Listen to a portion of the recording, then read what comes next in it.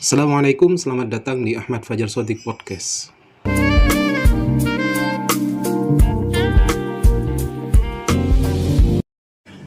Bismillahirrahmanirrahim. Assalamualaikum warahmatullahi wabarakatuh. Kita akan berbicara tentang nafsu yang sering kita dengar tentang nafsu ini. Biasanya ini lebih ke arah negatif ya. Jadi nafsu itu kebanyakan ketika dikaitkan dengan perilaku-perilaku orang yang melakukan kemaksiatan itu biasanya adalah negatif ya.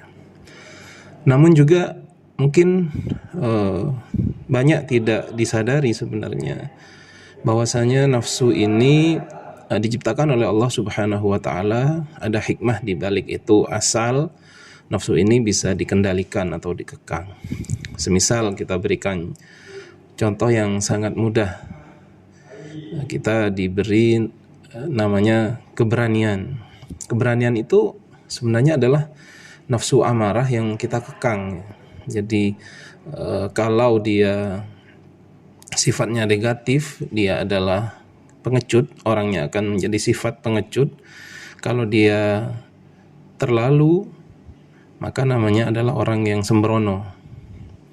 Maka di tengah-tengah itu adalah sifat keberanian. Jadi di antara pengecut dan juga sembrono itu ada sifat pemberani. Jadi tidak konyol begitu ya. Jadi dia berani tapi juga masih bisa dikekang keberaniannya, sehingga sifat-sifat yang baik itu sebenarnya semuanya berada di tengah. Semisal sifat dermawan itu di antara sifat bakhil dan juga sifat boros. Misalkan juga semua sifat-sifat yang baik itu semuanya ketika bisa dikendalikan daripada nafsu itu. Jadi semisal yang paling sering kita lakukan setiap hari, makan, itu kan sebenarnya juga ada unsur nafsu. Andaikan nafsu untuk makan itu dihilangkan, ini kan bisa berbahaya bagi kesehatan manusia. Namun juga apabila nafsu itu dituruti, tidak dikekang, ini bahayanya terhadap tubuh apabila mengkonsumsi makanan secara berlebihan. Juga semisal nafsu seksual, ini sebenarnya adalah tujuannya adalah untuk baqa nasl al-insan. Jadi manusia agar bisa terus ya mempunyai keturunan, tidak putus generasi manusia ini, manusia tidak punah begitu ya, sehingga diciptakan oleh Allah Subhanahu wa taala nafsu seksual itu. Namun ini juga harus melalui cara-cara yang sudah ditentukan oleh agama, semisal harus melalui perkawinan sehingga nanti akan tercipta keluarga yang bisa menjamin hak-hak dan bisa melaksanakan semua kewajiban-kewajiban yang ada pada manusia itu.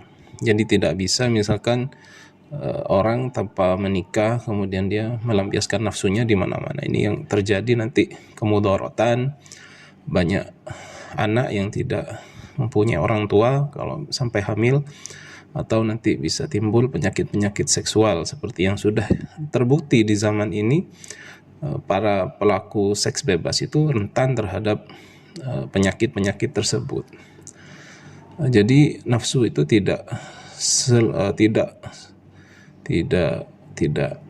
negatif seluruhnya. Dia ada hikmah di balik itu. Cuman manusia kadang-kadang kurang bisa ya mengendalikan nafsu itu. Makanya di dalam kitab-kitab tasawuf itu kita diajari untuk riyadhah, diajari untuk latihan bagaimana mengekang nafsu itu. Termasuk yang kita lakukan di bulan puasa ya. Di bulan puasa kita menahan makan, itu termasuk daripada untuk mendidik nafsu kita ya. Mendidik nafsu kita agar selalu bisa kita kendalikan. Andaikan orang itu tidak bisa mengendalikan nafsu untuk makan, tentunya dia akan mokel ya, tidak akan kuat sampai maghrib. Sampai jam 10 karena lapar, tidak ada yang melihat, ya sudah makan saja. Nah, itu salah satu bentuk pengendalian diri dan pengendalian terhadap nafsu itu. Kita sudah diajarkan sebagaimana dalam agama ini untuk beberapa, bahkan diwajibkan ya, seperti puasa Ramadan itu diwajibkan.